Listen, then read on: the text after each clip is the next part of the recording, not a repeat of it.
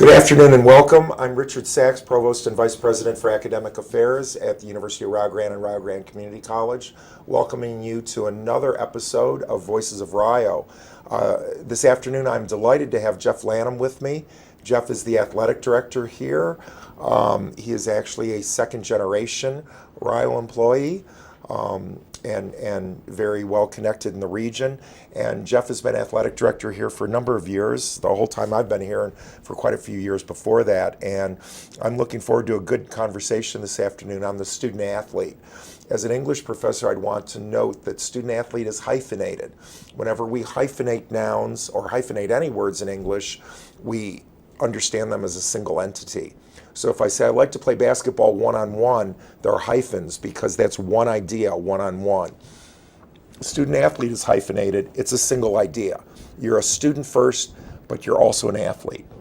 And I've actually regaled Jeff with some of my stories of being a college athlete back in the 70s, a D3 athlete at Haverford College. And I could actually use this program to discuss that, but I'd run out of stories after about a minute or two. So instead, let's talk about Rio sports. We have 5 varsity and 2 JV men's sports. We have 6 varsity and 2 JV women's sports. I know in the 2 years I've been here, the student athletes I've come in contact with have just been wonderful. Can you talk about your background, your dad's time here, and how you came back to Rio? Sure. Well, I was born and raised here in Rio Grande, and used to run around here on my bicycle when I was a little tight years and years ago. So you were a faculty brat? I was a faculty brat. Okay. That would be right. My father came here in 1960. I was born, he came in August. I was born in November of 1960. And he was here for 20 years as the athletic director, men's basketball coach. He coached track, he coached baseball, he coached golf, he even had some tennis time, some cross country. He did a lot of different things. They were very, when he was hired, he was the person on faculty and the coaching staff. So there was a lot of things that he had to go through to get accomplished. So there was golf back in the Art Lanham days. There was, absolutely, okay. yeah. But then they dropped it because Correct. I know we're talking about possibly bringing it back. Bringing it back, Yeah, right. okay. Tennis as well. Yeah, So okay. Swimming is another one that was there during that time. So, I went away to school. I didn't go to Rio. It's kind of one of those things where I needed to get, kind of away from everything. And I spent 10 years in Kentucky. I went to Union College. Coached basketball there and taught high school at Hazard High School for a couple years, and came back here the fall of '89. Okay. So I've been here ever since. A quarter century and more. Yeah. Yes. And I just finished my 11th year as the athletic director as well. Okay. And I've been a faculty member. I continue to teach classes. I enjoy being in the classroom. Right. I enjoy that interaction with the students, and just I think it's a good part, and it fits right in with just what you were talking about as a student athlete, because I'm a firm believer of that as well. Yeah.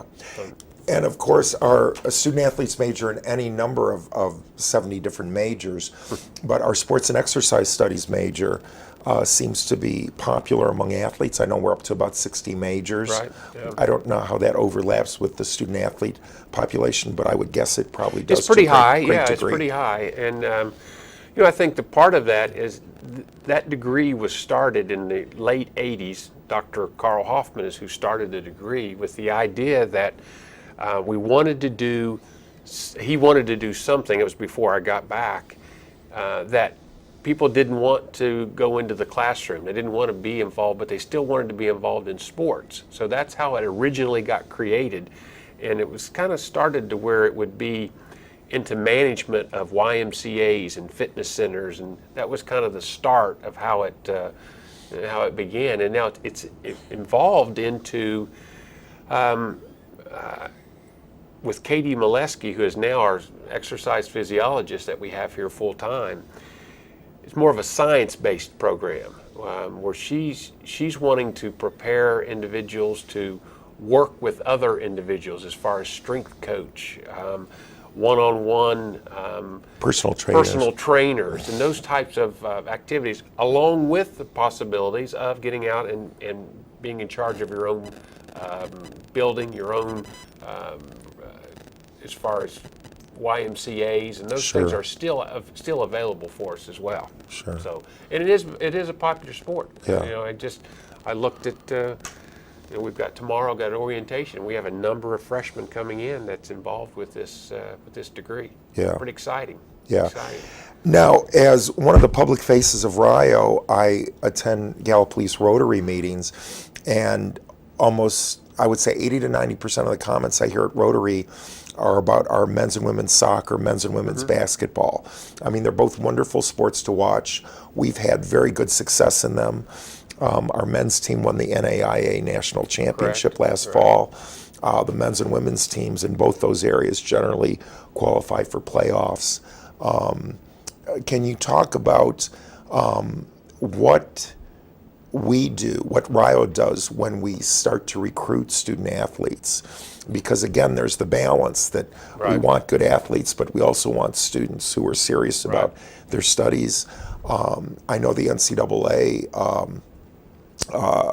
commercials that you see on national sports telecasts, they say something like most of our students are going pro in something besides their sport. Correct. And that's the point I would make, that even at the big D1 schools, most of those starting athletes are not going to be professional athletes, let alone at a smaller school like us. So how do you do that balance? And having said that, you've heard me compliment all the Kaylin Bells and the Sarah Boners and the wonderful student athletes we have that are in the honors program at the same time that they're leading athletes. It is, and you know, I think that goes back, what you're talking about goes back to even when these student athletes are young, even to the point when they're freshmen, sophomores in high schools, that everybody, many people go into those sports with the idea that they want to go to college, they want to play at a big Division I school, or they want to play professionally. And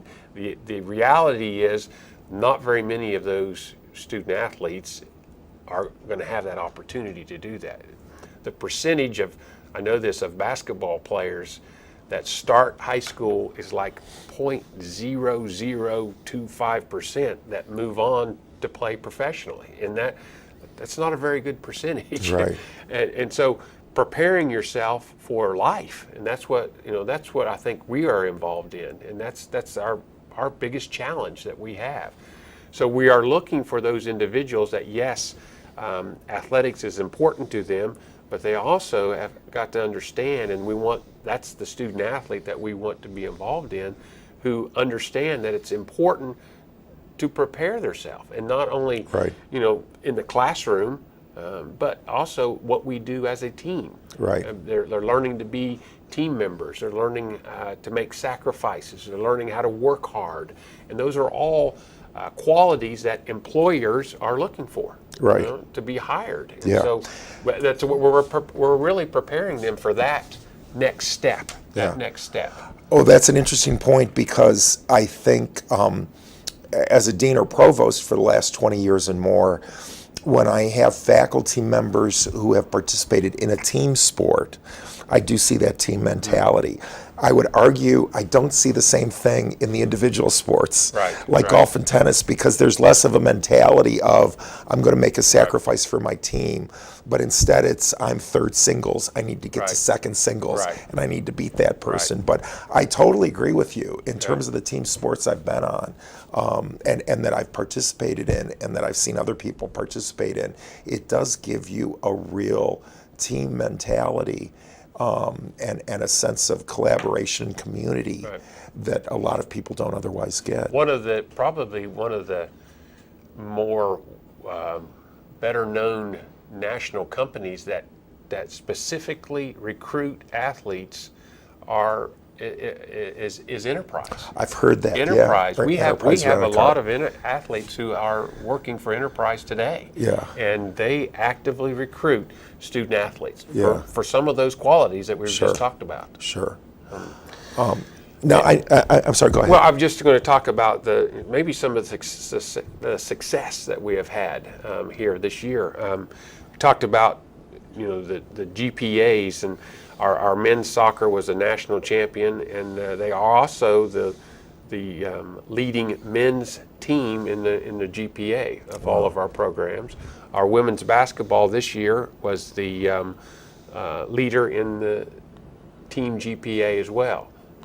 Had 149 student athletes that had a 3.0 or better, which I think is phenomenal. That's over half of our student athletes that have a 3.0 or better. And I think we do a good job of bringing those individuals here with that understanding that they're here as a student. Right. And, that have the ability or have the opportunity to participate in athletics. Well, and it's another opportunity for engagement for the students as well. I was an English major at Haverford College. The English majors don't continue to meet. The basketball team does from time to time. Right. I mean that's a connection Right. that they have, and then suddenly I feel a connection to this generation Right. of students, even though as my second oldest son, who was a triathlete in college, reminds me, I played basketball before there was a three-point line, so that's just how Right. old I was. Tell us about some of the new JV teams that have been started. Oh, okay. Well, as of today, all of our varsity sports have junior varsities with them. That's of course, our track and field and cross country. We can have as many. Right. In track, everybody's a starter because you're actually running against the clock.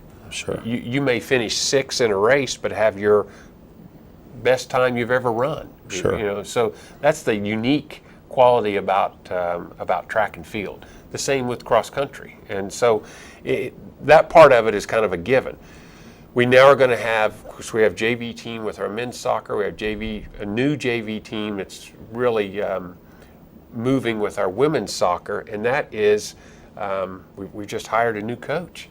A longtime assistant with our men's program is Tony Daniels, who's been on the job since about the middle of January, and we're going to have over 30 young ladies here in the fall to have women's soccer. We're also going to have volleyball as a JV team, junior varsity team, and I think this will be the first time we've ever had a junior varsity for a volleyball. So we'll have 30 females here on campus as well, young ladies who are going to be competing in volleyball. We've already got a schedule started and enrolling with that. Of course, we have men's and women's basketball, both have JV teams. This year, they're going to have, it looks like they're planning on 2 JV teams on the men's side. We've got so many people who are interested in that. And then baseball and softball are both have JV teams as well. And softball had great success. Softball had 41 victories. Right. Yeah. School record in victory. I mean, our spring sports were kind of phenomenal in what they had. In one day, we won the men's track championship, the women's track championship, the softball conference championship, and the baseball conference championship. That all happened, in a matter of a few hours, and that was a phenomenal achievement for our spring sports, and what a great way to kind of wrap up the year here in the springtime. Yeah, well, great. Well, give us a facilities update. I saw with some of those pictures, I couldn't tell if that was the new track or not, but we do. The track was resurfaced this winter, this late winter, early spring. Beautiful. It feels like you're running on cushion now down on the track. It's we hosted on April 30th. We hosted the men's and women's conference track meet, and that went very well. Everybody had great compliments about the track, and really worked out very well. We're also doing some renovation in Line Center. Our fitness center locker rooms are being completely refigured. Not only we're tearing out all the lockers, everything from floor to ceiling, replacing shower stalls. We're actually making a new entrance into the swimming pool so that we can now, during basketball games, people can go into the pool and use the locker rooms. We weren't allowed to do that before because we couldn't separate. We're adding a shower, a changing room, and a restroom inside the pool area itself too. So people now can use those facilities without coming into the locker room. So that has just started this past Monday, and probably 5 weeks down the road. So definitely by the start of the year, we should be up and running with that. Right. Well, this is this is the smallest school I've ever been at that had a pool. Right. And it has been a nice thing. That pool's open for open swim generally 3 to 9 on most days, and so I can get some laps in after work, which is really nice. That pool, and I'm going to go back. My dad was involved with that building of Line Center, which was built in 1969. Kind of interesting that the construction company that built Line Center was Carr Construction. Oh, was it really? Who is now Carr Construction is doing the renovation on this as well. And Tom Carr, I've talked to him many times. He's a board member with us with Community College, and now runs the Carr Construction. But he worked on the original Line Center as a high school student. Okay. He was a laborer for his dad during that time, so it was kind of interesting. Learn the ropes. That's right. But our pool is we do not have a swim team at this time, and that's something that down the road we're looking at. Adding these new entrances will help with this process of having both men and women swim. We've had that in the past. We've had a swimming and diving both. We had a 3-meter board and I'm probably going to, I don't know. 6 or 7 meters. Yeah, the 3 meters, the high board. I think it's a 1 meter. I think it's a 1 meter and a 3 meter, which we took down in the pool. But insurance probably. Yeah, I think there was some issues with all of that. That was back a few years ago. But the pool is in great shape. Tony Daniels is the one who takes care of the pool now. We have local high schools who are using the pool. We have swim teams, youth swim teams who utilize the pool as well. We just added some big fans in there that's really causing some great circulation in the pool.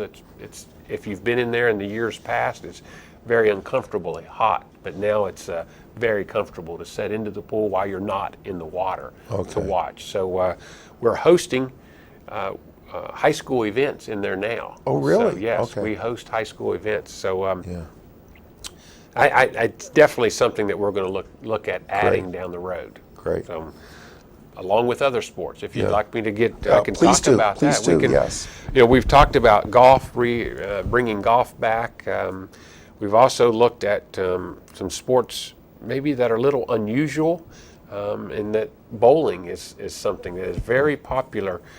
In the state of Ohio, there are many, many high schools that have boys and girls bowling. What do you know? Yeah, so it's something that we're looking at having. You can have 25 to 30 members on a bowling team, and it's definitely Skyline Lanes and Gal Police have already agreed that they want to host the team and be a part of this. Well, I know our students get discounted bowling there already. They do already, right? Yeah. We've got both golf courses, the one in Jackson and one in Gal Police. Both have agreed to be a part of the golf program as well. Some other sports that we have looked into are men's and women's lacrosse. Another one that maybe is kind of off the shelf is a sport called archery. That in our area, the rural area that we're located, is kind of I think it's something that would go.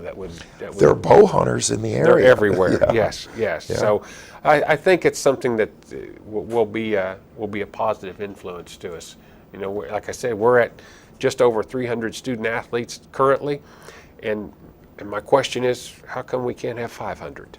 Yeah. So we want to be a part of this campus, and I think the way that our student athletes are involved, I think it's going to be a positive for us. Sure. Be a positive. Sure. Speaking of NAIA, Can you talk a little bit about Champions of Character, which is an NAIA? Yeah. Well, we do a Champions of Character. This initiative started, I think it was 2001. Our former president, Dr. Barry Dorsey, was on that committee when this first started, and we are involved in many different aspects of Champions of Character. Each of our programs have a core value system that they set up and they're involved with. They elect one or two individuals to serve on a committee made up of student athletes. Ken French is our liaison with the NAI through Champions of Character. He is our men's basketball coach, and we have several awards that go out each year dealing with our Champions of Character. Each year we've just started this was our second Champions of Character award ceremony that we had in the spring, where we bring all of our athletes together and we honor them in front of their peers. And it's not all about whoever was the best player. It's about character and about what we have done, not only within a team but in our community, and the community means community here on campus and the community outside of campus. So we try to get as much involved as we can and kind of show that into a positive direction. Well, I think it's so nice how that becomes part of the definition of a student athlete here too. Correct. And you can take the Champions of Character and apply it to not only student athletes, but you can apply it to a business student or to an English student. It's not just about athletics. Sure. It's about how you live your life and preparing you for what you're going to do for the rest of your life. Right.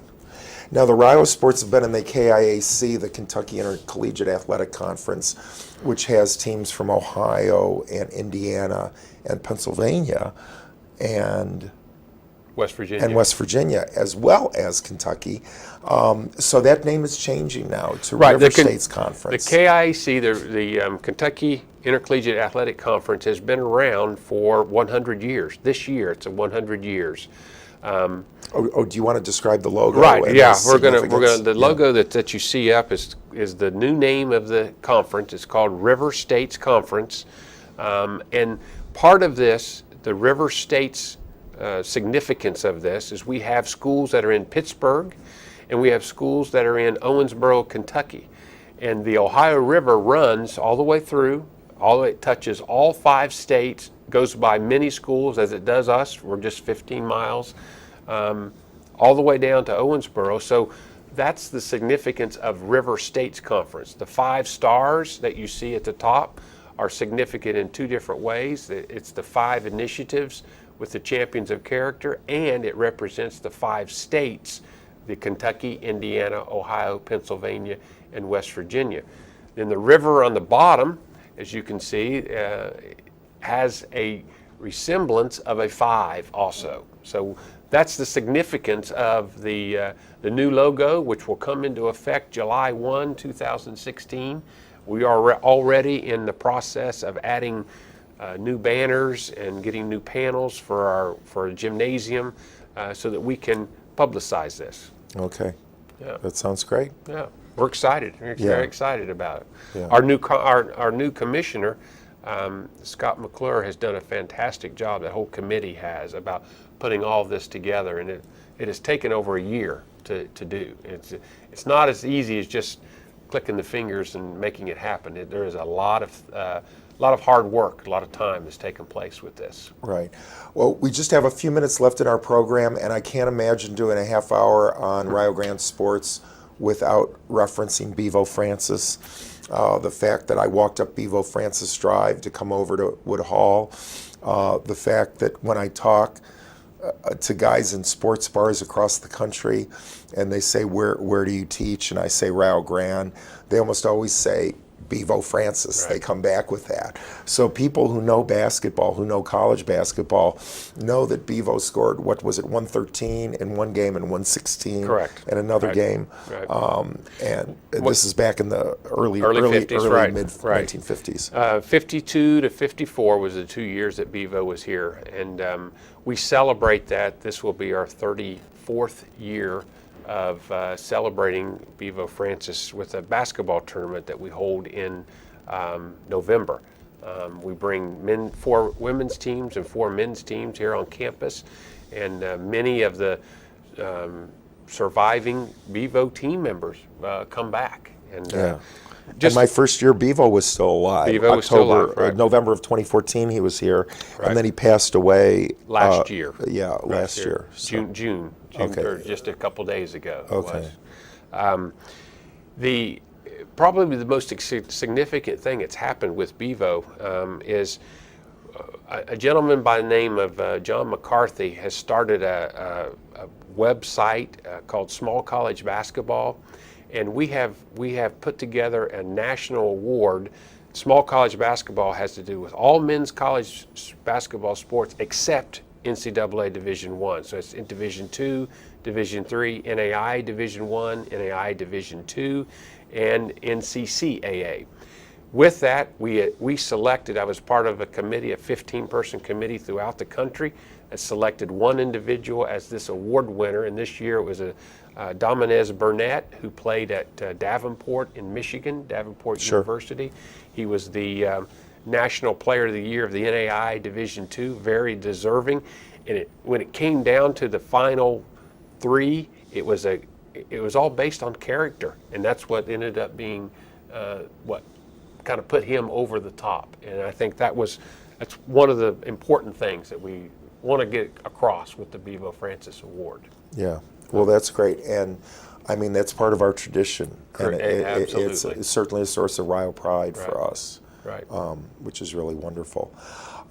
Athletic Recruiting Day, we're in our last minute now, but every October it's been. Are we going to have that again this October? Right, we are planning on doing those. We do 2 a year. I think next year we're definitely doing the one in October. A question mark about the one in the spring just because we're individual sports, but we do that, and we just invite anyone to come in to where you can visit campus, meet with our coaches, and just have a wonderful day while you're here on campus. Great. At Rio Grande. Yeah, that's great. Well, Jeff, thank you so much. It's been a pleasure talking Appreciate with it you. very much. And again, we are located in Rio Grande, Ohio, in Gallia County. We have a beautiful campus here and sports complex. And AD Jeff Lanham and his coaches and the student athletes do a great job here. So thank you for listening, and we wish you well.